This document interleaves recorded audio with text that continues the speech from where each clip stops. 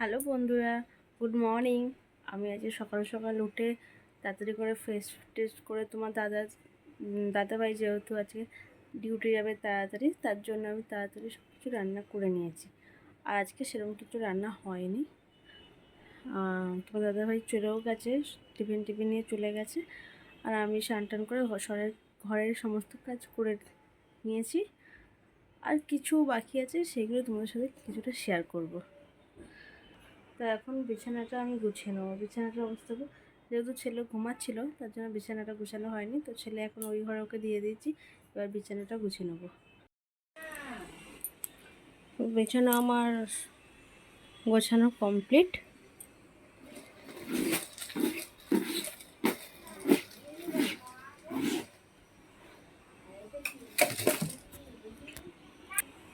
আর তোমরা বলেওছিলে, আমি বলেছিলাম যে আমার শাড়ির জায়গাটা গোছানো হয়ে গেলে তোমাদেরকে দেখাবো। দেখো আমার তো কমপ্লিট।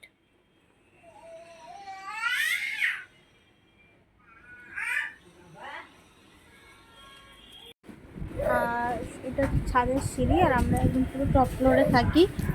তো সিঁড়িটা প্রচণ্ড ময়লা হয়েছে, ধুলোবালি পড়ে, ওই জন্য ঝাড় দিয়ে নেবো।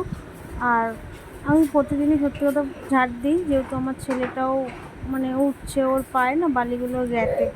আর আমাদের জানাতে একটা কুকুর আছে, ও তো শুয়ে থাকে, তা ওর তো সাদা, ও যদি নোংরা হয় ওকেও তো স্নান করানো হয়, তার জন্য আমি ঝেড়ে দিই। আর দেখতেও সুন্দর লাগে সবসময়ের জন্য, ওই জন্য আমি সবসময় পরিষ্কার করে রাখি। নিজের ঘরদোর তো পরিষ্কার করি, তার সাথে সাথে বাইরেরটাও পরিষ্কার করি। কেউ তো আর করে না, ওই জন্য আমিই করি। আর ও দেখো, আমি আমার ওখানে সবসময়ের জন্য শুয়ে থাকে। ও গরম তো, ওই জন্য ঘরে শুতে চায় না, বাইরেটায় হাওয়া দেয়, ও ওখানটায় ভালো থাকে। ওকে যদি না বাঁধি না, ও ঘেউ ঘেউ ঘেউ ঘেউ করে মাথা খারাপ করে দেবে। ওই জন্য ওকে, আর ও ওখানটায় জানলা আছে, ও জানলা দিয়ে দেখে সবাইকে কে আসছে না আসছে, ওখানে দাঁড়িয়ে দাঁড়িয়েও দেখে।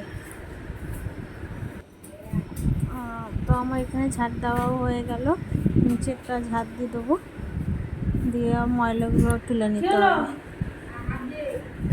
ঠিক আছে, দাঁড়াও, আমি ছাদে চলে যাচ্ছি, যেহেতু জামা প্যান্ট তুলবো। আর দেখো সিঁড়িটা কত সুন্দর পরিষ্কারও লাগছে।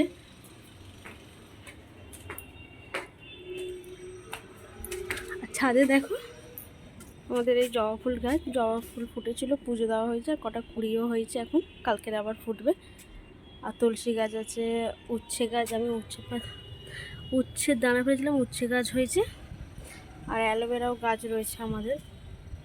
তোমরা এই দেখো, এটা বড় ছিল জানো তো, ওইটা কেটে ছিঁড়ে গেছে।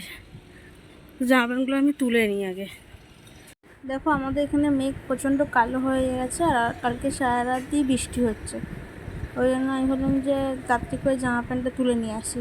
আর আমি সকাল সকাল উঠে জামা প্যান্টগুলো আগে কাচি, তারপর রান্নার দিকে যাই, না কাচলে শুকাবে না। তখন ভোরে এখন এখন ঘুম থেকে উঠতে না উঠতেই ভোরবেলা দেখি 5টা সাড়ে 5টা থেকে রোদ দিয়ে দিয়েছে, এত পরিমাণে রোদ দিয়েছে মনে হবে সকাল হয়ে গেছে। তো তোমাদের ওখানে কি বন্ধুরা বৃষ্টি হচ্ছে? তোমার কমেন্টে একটু জানিও। আমাদের এখানে তো বৃষ্টি হচ্ছেই। আর সামান্য একটু রোদ উঠেছিল, তাতে জামা প্যান্টগুলো শুকিয়ে গেছে, আর কতটা জামা প্যান্ট আমার ভিজে আছে। আর তোমাদের সাথে আমি কিছু জিনিস একটা শেয়ার করব। জানি না আমার কেন হচ্ছে, আমার চ্যানেলে কেন এই জিনিসটা হচ্ছে, আমাকে একটু যদি তোমরা জানো তো বলো। আমি তো জানি না, তাই তোমাদের সাথে একটু জিনিসটা শেয়ার করতে চাই। কি বলো তো, মানে আমার এই প্রবলেমগুলো কেন হচ্ছে আমি নিজেও জানি না। প্রথম ঠিক হচ্ছিলো, তারপরে আবার অসুবিধা হচ্ছে। তো তোমাদেরকে আমি এটা জানাবো, তোমরা একটু জানলে বলো।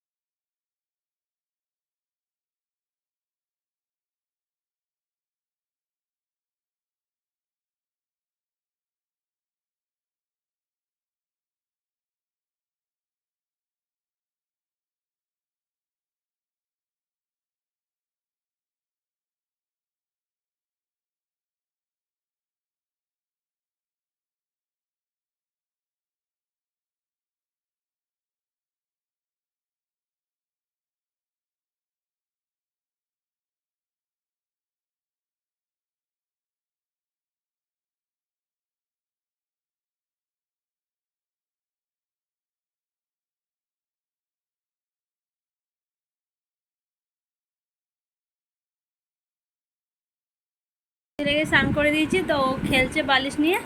ওকে এখন আমি একটু খাইয়ে দেবো, খাইয়ে আর ঘুম পাড়িয়ে দেবে। আবার একটু ওকে 3 ঘন্টা অন্তর অন্তর আমি খাওয়াই, আর ওকে খাইয়ে দেবো এখন ওকে আমি। এত পরিমাণে গরম পড়েছে বন্ধুরা, তোমরা তো জানোই, পারা যাচ্ছে না। আর আমার অতিরিক্ত ঘাম হয়। এদিকে ভাতটা হচ্ছে, ভাতটা আমার যেহেতু ফুটে গেলে আমি বন্ধ করে দিই, এতে গ্যাসটাও বাঁচে আর ভাতটাও তাড়াতাড়ি আমার হয়ে যায়। দেখো বন্ধুরা, আমার ছেলেটা খেতে চাইছে না, বুঝলে তো, ওকে হাত বেঁধে খাওয়াচ্ছি, পেটে খিদে হয়েছে আর ও খাবে না বলছে। Happy birthday, happy birthday, happy birthday to you, আমার সোনা পাপা। আমার সোনা, এটা আমার সোনা, তুমি তোমার সোনা বলো, তুমি আমার সোনা তো। ও খাবে